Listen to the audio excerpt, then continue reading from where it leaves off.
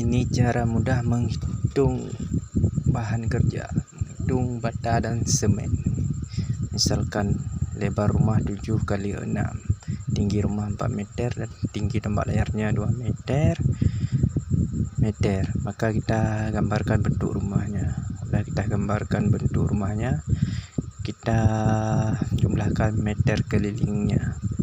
Sudah kita jumlahkan meter kelilingnya, maka dapat ni semua 36 meter. 36 meter dikali rumahnya tinggi 4 meter, jumlah meternya 144 meter. Sudah dapat 144 meter, maka kita cari berapa jumlah meter tempat layar. Tingginya 2 meter kali lebarnya 7, dapat 14 meter. Ini udah termasuk 2 tempat layar, kita timbal balikkan. Maka 144 meter kita tambah 14 meter, jumlahnya 158 meter.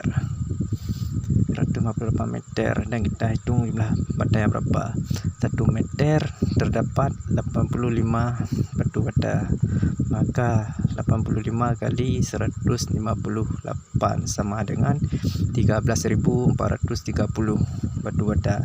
Kita bulatkan jadi 14.000 bata. Ini cara menghitung bata. Sekarang cara menghitung semen. Cara menghitung semen, satu sak semen kurang lebih 240 bata, dan ada juga yang bilang satu sak semen 250 batu bata. Jadi jumlah bata yang kita hitung tadi, kalau rumah 7 kali 6 tinggi 4 meter, 14.000. Maka 14.000 dibagi 240 sama dengan 58,3. Berarti kalau batu batanya 14.000, habis semennya sekitar 58 sak.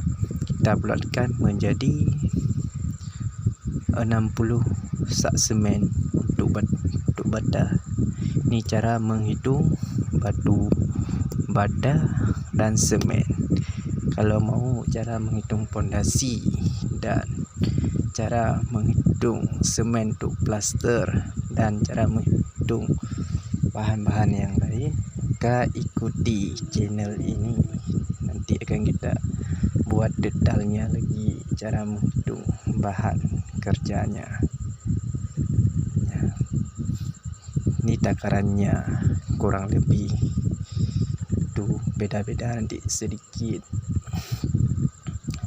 Maka ikutilah terus channel ini. Wassalam. Amin BMC.